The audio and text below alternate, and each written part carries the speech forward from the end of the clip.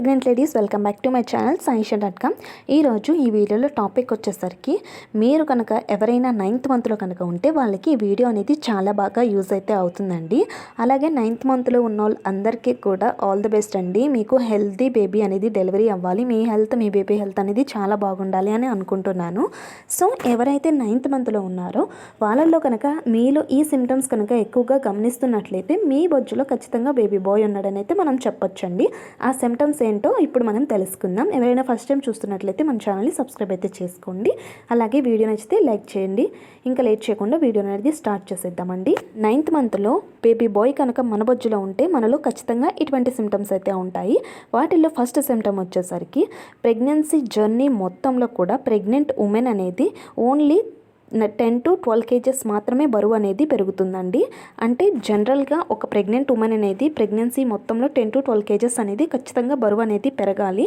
అప్పుడే అది healthy pregnancy అనమాట. సో మీరు ఖచ్చితంగా అంత బరువే కనుక పెరిగి అంతకంటే ఎక్కువ బరువు కనుక పెరగకుండా ఉంటే మీ బొజ్జులో బేబీ బాయ్ అయితే ఉన్నాడండి. అంతకంటే ఎక్కువగా 20 kgs 16 kgs ఇలా ఎక్కువగా అధిక బరువు కనుక పెరిగితే గర్ల్ ఉన్నారని చెప్తూ ఉంటారు. సెకండ్ వచ్చేసరికి మీరు ఎక్కువగా కూడా సాల్ట్ స్పైసీ ఫుడ్ నడితే ఇష్టపడతారంట, స్వీట్స్ అయితే అస్సలు ఇష్టపడరు.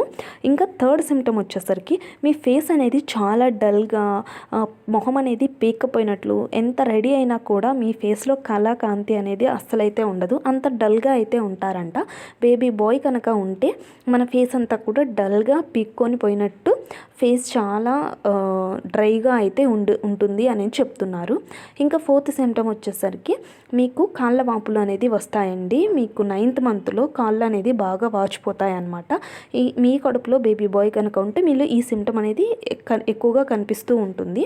ఇంకా ఫిఫ్త్ సిమ్టమ్ వచ్చేసరికి వైట్ డిశ్చార్జ్ అండి. ఈ వైట్ డిశ్చార్జ్ అనేది పాల మీగడలాగా చాలా థిక్గా తీగలాగా అయితే అవుతుందంట. అంటే ప్రెగ్నెన్సీ మొత్తంలో వైట్ డిశ్చార్జ్ అయినా కూడా 9th మంత్లో చాలా ఎక్కువగా అయితే వైట్ డిశ్చార్జ్ అనేది అవుతూ ఉంటుంది.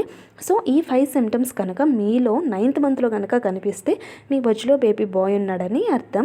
సో ఇది 100% కరెక్ట్ అని అయితే నేను చెప్పను. సో బేబీ బాయ్స్ అనేవి పుట్టిన వాళ్ళు చెప్పిన సిమ్టమ్స్ని నేను షేర్ చేస్తున్నాను.